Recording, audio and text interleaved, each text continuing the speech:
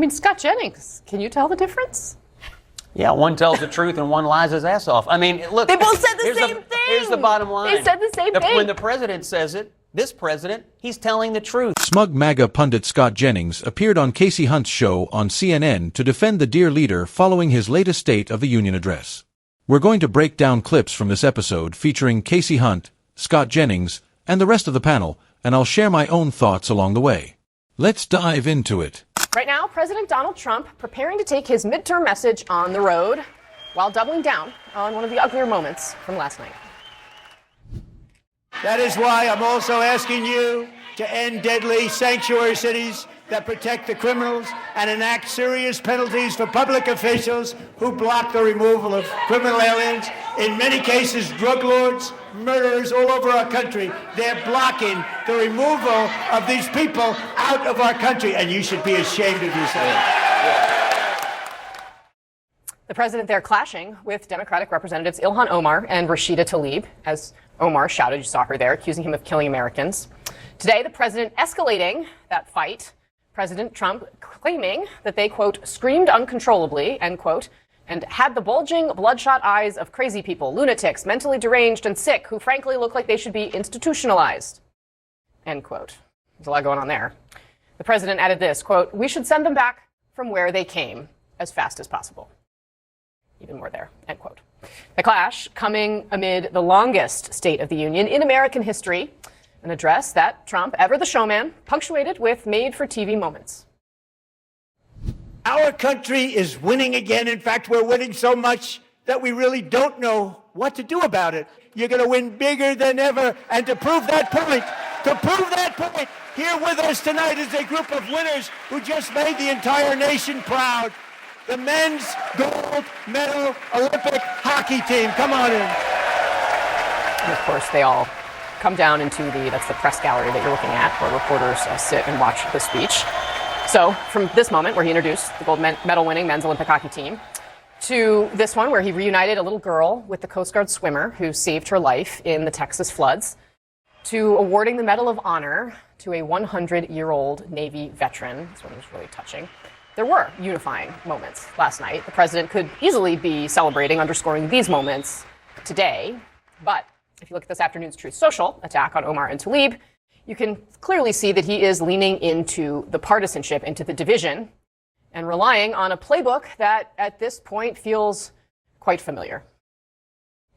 You caused that problem. You caused that problem. They knew their statements were a lie. They knew it. They knew their statements were a dirty, rotten lie. You should be ashamed of yourself not standing up. You should be ashamed of yourself. The only way they can get elected is to cheat. These people are crazy, I'm telling you. They're crazy. Boy, oh boy. We're lucky we have a country. With people like this, Democrats are destroying our country, but we've stopped it just in the nick of time, didn't we?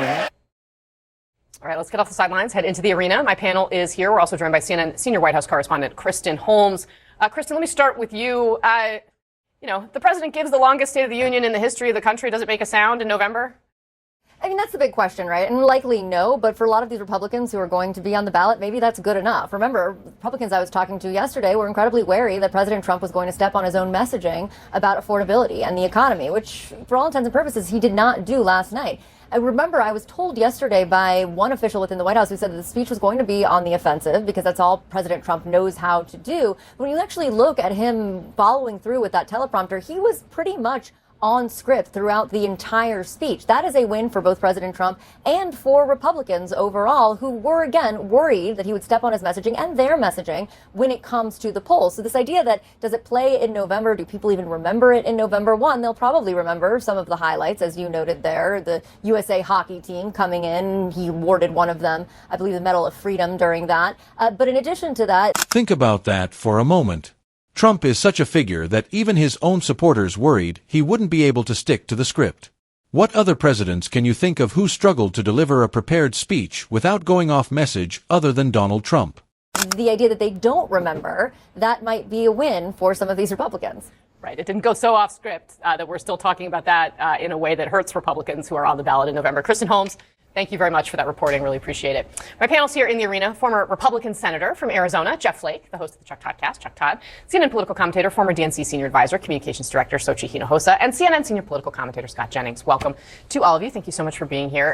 Chuck Todd, what's your big picture takeaway here? I mean, he obviously did talk about the economy a little bit in the beginning, but otherwise it was the playbook that Trump has deployed pretty frequently, right, when he's on his heels, which he is in the polling, which is to attack. Look, I thought there were three paths that I thought he might take, right? One was sort of what I call the Festivus path, right? The airing of grievances, where that could have been, where he might have gone after fellow Republicans, Supreme Court justices. He didn't take that path.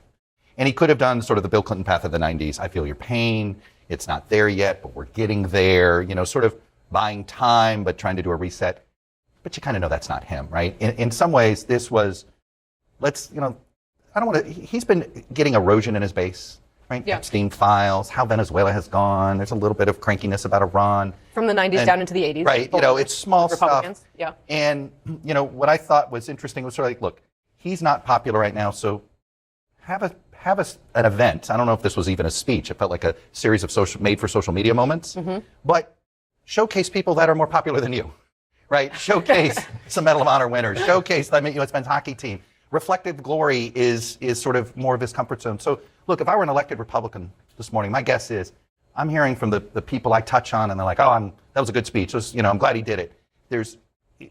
I don't think it did a thing with independence. Might even have turned off some independents. But ultimately, when you actually look at it, it's really a do no harm speech because he didn't make things harder for his fellow Republicans. Senator, you concur? I sat through 18 of those, and all of them were too long, even the shorter ones. Usually they're written by the agencies who want their little program addressed. All the longest speeches now are Trump, Clinton, Trump, Clinton, Trump, Clinton, Trump, Clinton. I'm not saying something, I'm just saying something. Well, we have all their voters now, Chuck, so it only stands to reason we should have their speech link. But I was there for the Joe Wilson, you lie moment. Yes, which I was there for quaint, that too. right now. Almost quaint. And that was the remember president saying, you lie. But I couldn't help but think, these rarely move the needle one way or the other. But if I were a Republican in a swing district that is full of people worried about the economy and affordability, I would think, you had one job. You had one job, is just to express a little sympathy, a little empathy for those who are on hard times rather than say, we've solved it, we won, we conquered. Mission accomplished, and that's going to be difficult. Well, one comparison, of course, that people have made is to former President Joe Biden, right? Who, of course, spent much of his term trying to use good economic numbers to convince Americans that things were actually better than their own budgets, their own pocketbooks made them feel. We noticed last night that actually what President Trump brought to the table on some of these economic issues, let's just say it resembled what President Biden brought to the table. We'll show you. I inherited an economy is on the brink. Now our economy is literally the envy of the world. A short time ago, we were a dead country. Now we are the hottest country anywhere in the world, the hottest. 15 million new jobs in just 3 years, a record, a record. Unemployment at 50-year lows. More Americans are working today than at any time in the history of our country. Think about that. Any time in the history of our country. I want to cap prescription drug costs at $2,000 a year for everyone. I'm also ending the wildly inflated cost of prescription drugs like has never happened before. For millions of renters, we're cracking down on big landlords who use antitrust law, who break antitrust laws by price fixing and driving up rents. We want homes for people, not for corporations. Corporations are doing just fine. I mean, Scott Jennings, can you tell the difference? Yeah, one tells the truth and one lies his ass off. I mean, look. They both said the same thing. Here's the bottom line. They said the same thing. When the president says it, this president, he's telling the truth. He has made amazing strides on prescription drugs, which, by the way, is a huge issue. It's not, surprising that a president would talk about that or talk about the good things that are happening in the economy. What the president did last night was draw. It was a night of contrasts. He drew the brightest lines you could draw between the two parties. The trouble with subtlety is that not everyone gets it, and the president understands that. And when he goaded those Democrats to sit on their hands, and they couldn't even affirm that their highest that duty wasn't subtle, is to Scott. protecting the American people, when he got them to sit there and they wouldn't even stand up for that, he made the point. So here we have smug pundit Scott Jennings complaining that the Democrats didn't stand up, and in the clip CNN showed of Joe Biden speaking, you could see Kamala Harris standing while MAGA's Mike Johnson just sat there with that smug smirk on his face. It's pure hypocrisy, these propagandists like Scott Jennings calling out others while their own side does the exact same thing. I'm for America, and I don't know what they are for, and that'll be the most unforgettable part of that speech. I don't know that that was subtle, so subtle that it was lost on people. Well, I also think that no one will remember this speech, and I will say that that was a stunt to appeal to the 80%, because now he's fallen a little bit with his base. And I think Chalian said this yesterday. It'll be interesting to see whether his speech is targeted at the base or whether it is targeted towards the rest of Americans to get his approval up ahead of a midterm election. And it was very clear that it was targeted towards his base versus addressing the problems and the issues that every Republican in a swing district is going to have to deal with a very low approval rating. And so at the end of the day, I don't think it helped anyone, which means Democrats will still win in the midterm elections, regardless of this speech. I interviewed 8 Republican senators today, several of them on the ballot this November. Every single person was thrilled.